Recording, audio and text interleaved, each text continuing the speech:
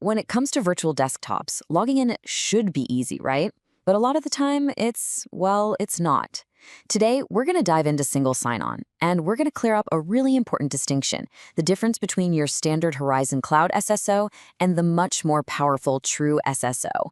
I mean, just think about it for a second. You've got a password for your email, a different one for your main apps, and then another one just to get into your virtual desktop. It feels like you're carrying this giant, jangling keychain just to do your job. It's a real pain, and it's a problem pretty much everyone faces. And that's where Single Sign-On, or SSO, swoops in to save the day. The whole promise of SSO is beautiful in its simplicity. One login, one password, and you get into everything you need. It's the master key we've all been waiting for. But here's the twist. When we're talking about the world of virtual desktops, it's not quite that simple. There are actually two very different approaches to unlocking your Windows desktop, and figuring out which is totally crucial for your security and, honestly, your sanity. So let's break them down. Okay, first up, we've got the standard approach, the one you see most often. This is Horizon Cloud SSO. Think of it as the default option for a lot of simpler setups. So picture your company's whole digital setup like a big, secure campus. Horizon Cloud SSO is basically the security guard at the main gate. When you show up, it checks your ID, that's the authentication, at what we call the broker. Once you're cleared, you're allowed onto the campus grounds. Now, this works great for straightforward environments, especially ones that rely on Microsoft's Active Directory, or AD. But, and this is a big but, here's the catch.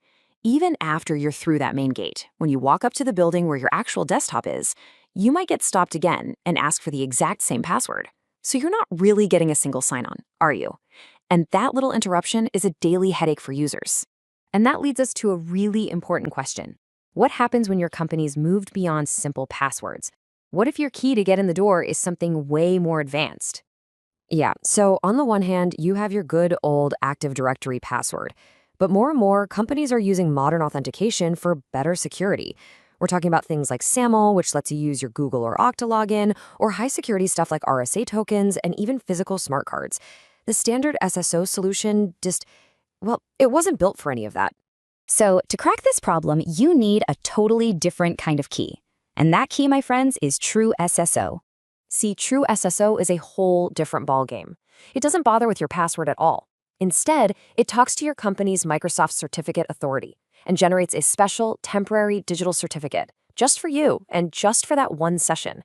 It's like being handed a temporary all-access VIP pass that proves who you are without you ever having to shout out a secret password. Here's how that magic trick works. You log in using your modern method. Maybe it's an app on your phone or a smart card. Then, behind the scenes, the system goes and requests that unique certificate for you. A moment later, it gets issued, and that certificate is used to unlock your Windows desktop. You're just in. It's completely seamless. And that's the real game changer right there. True SSO is the piece of technology that connects the dots. It lets you use all those fancy, modern, non-password ways to log in and still gives you that smooth, one-and-done experience all the way to your desktop. It completely gets rid of that annoying second password prompt.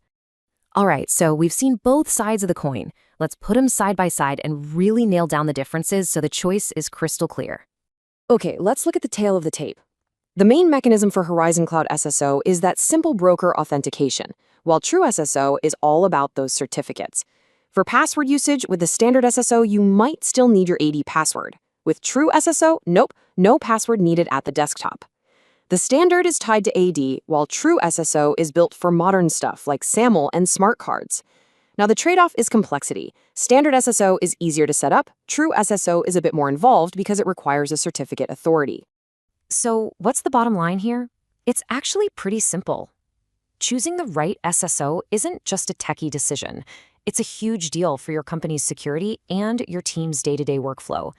If you're in a straightforward, mostly Microsoft environment, the standard SSO might be just fine. But if your organization is using modern authentication or has serious security requirements, True SSO isn't just a nice to have. It's absolutely essential to get that secure and smooth experience. And that really gets you thinking, doesn't it? Tech like True SSO is showing us a clear path away from the old school password. So as we keep moving in that direction, what do you think is going to be the next big leap forward for our digital identity? It's a fun one to think about,